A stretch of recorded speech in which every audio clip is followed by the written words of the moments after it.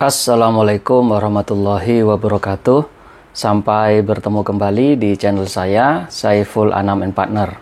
Hari ini saya akan membahas tag yang sedang viral, yakni tag di media Twitter yang kita tahu terkait dengan kebijakan atau politik yang kemudian sedang viral di media Twitter adalah setidaknya terdiri dari dua hal. Yang pertama, daya rusak Jokowi luar biasa. Yang kedua, NKRI bukan milik PDIP. Tentu hal ini harus direspon oleh pihak istana atau oleh pihak Jokowi, atau kemudian dibuktikan melalui kebijakan-kebijakan yang akan dikeluarkannya, sehingga kemudian kritikan-kritikan tajam itu kemudian tidak lagi datang atau bahkan tidak lagi diucapkan oleh kalangan masyarakat, baik langsung maupun tidak langsung, sehingga tentu ini akan mempengaruhi terhadap jalannya roda pemerintahan yang kemudian dijalankan oleh pemerintahan Jokowi.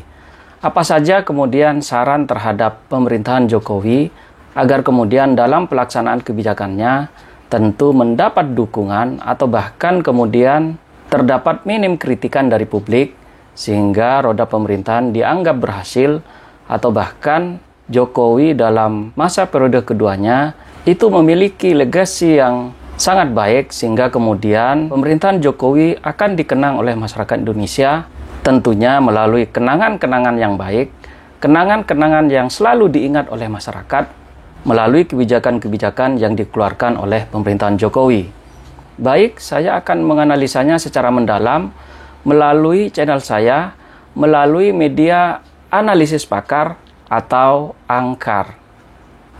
Yang pertama, pemerintahan Jokowi dalam hal akan mengeluarkan kebijakan atau akan mengeluarkan kebijakan-kebijakan yang strategis yang akan menimbulkan efek yang sangat luas, maka tentu harus berdasarkan penelitian-penelitian sebelumnya, sehingga kemudian saya mengusulkan kepada Presiden Jokowi agar kemudian memiliki tim riset yang handal yang kemudian dapat diandalkan dalam hal segala keperluan, sehingga kemudian tim riset ini dapat memberikan masukan-masukan kepada pemerintah, sehingga tujuan yang diinginkan oleh pemerintah itu sesuai dengan keadaan atau bahkan keinginan yang diharapkan oleh masyarakat,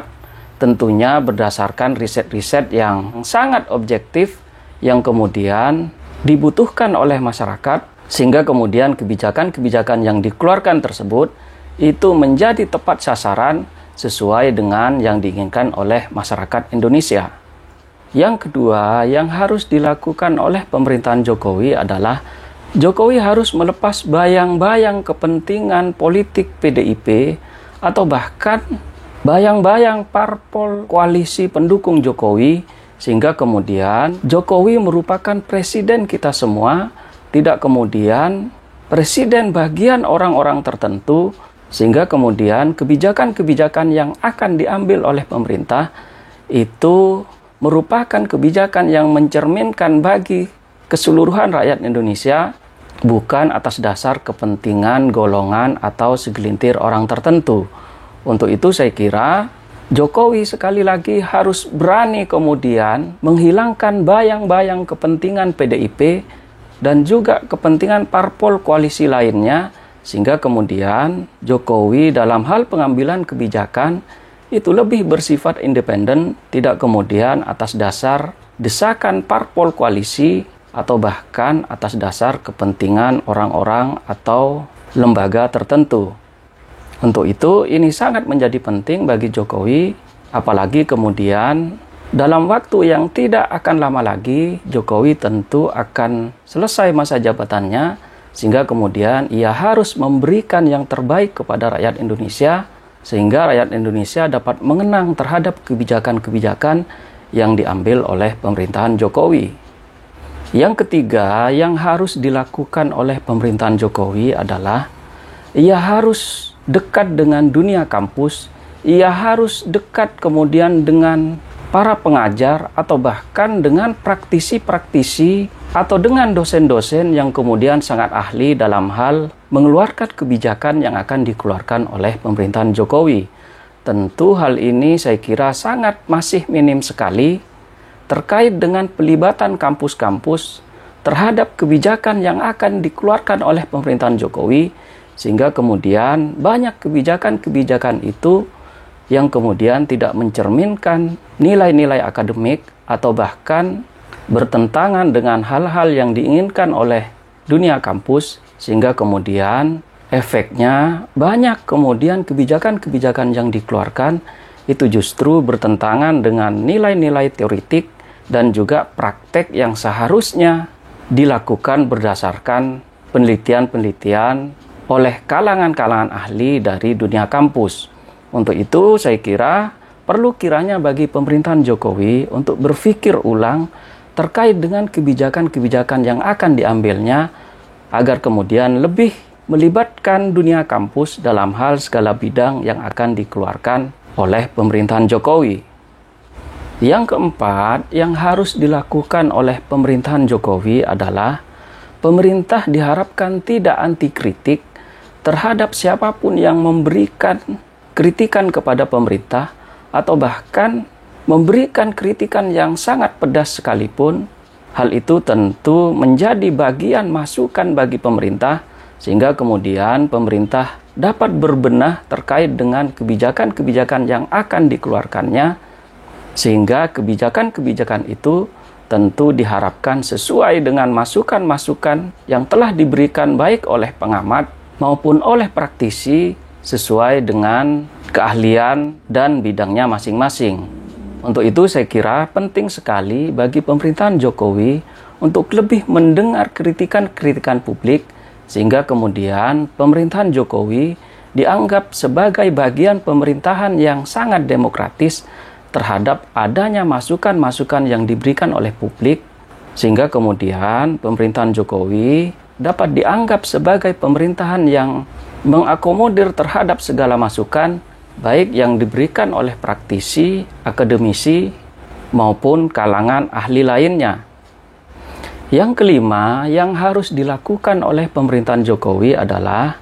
Jokowi harus merangkul terhadap keseluruhan kepentingan yang ada, baik terhadap lawan-lawan politik maupun terhadap orang-orang yang kemudian dianggap berseberangan dengan pemerintahan Jokowi, sehingga kemudian pemerintah dianggap kemudian sebagai pemerintahan yang netral dan dapat dijadikan sebagai role model dalam pelaksanaan pemerintahan yang demokratis sesuai dengan Pancasila dan Undang-Undang Dasar 1945.